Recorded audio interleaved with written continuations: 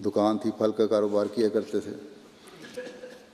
8 ستمبر کو 11:30 بجے دن کے قریب اپنی دکان پہ بیٹھے تھے اور ایک موٹر سائیکل سوار آیا اور اس نے ہیلمٹ پہنا ہوا تھا اور اس نے پستول نکال کر اپنے فائر کیے 2-3 فٹ کے فاصلے سے۔ 5 گولیاں فائر کیں، 4 گولیاں شہید کے سینے میں لگیں اور 1 گولی چہرے پر لگی، جس سے موقع پہ شہید ہو گئے۔ اس وقت دکان پر ان کا ملازم بھی موجود تھا اور بہت سارے گاہک بھی موجود تھے، بڑی دکان تھی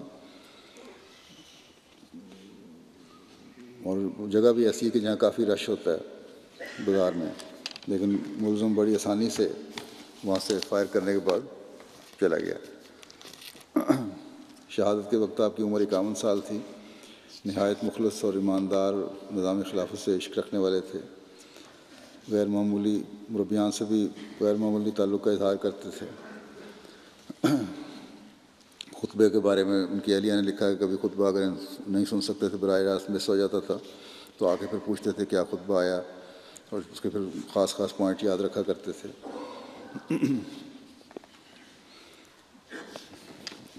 اپنے حلقے میں بڑے مشہور تھے، کاروباری حلقے میں بھی اور محلے میں بھی،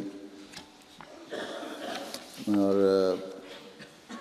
بڑے پسند کیے جاتے تھے، ہر دل عزیز تھے،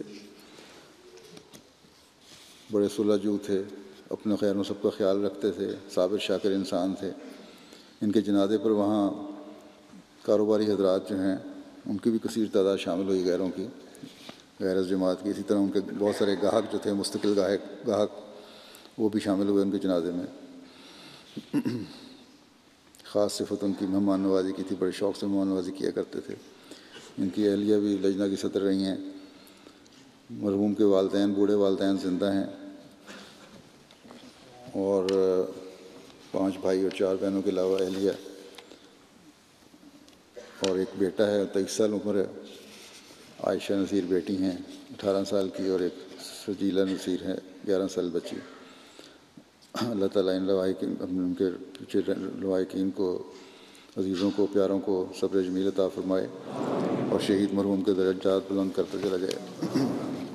ابھی نماز جمعہ کے بعد انشاءاللہ ان کی نماز جنازہ غائب ادا کروں گا۔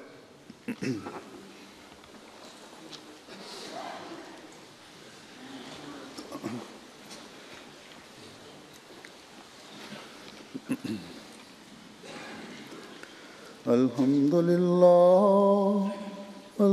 للہ نحمده ونستعینه ونستغفره ونؤمن به ونتوکل علیہ ونعوذ باللہ من شرور انفسنا ومن سیئات اعمالنا، من يهده الله فلا مضل له ومن يضلل فلا هادي له، ونشهد أن لا إله إلا الله ونشهد أن محمدا عبده ورسوله۔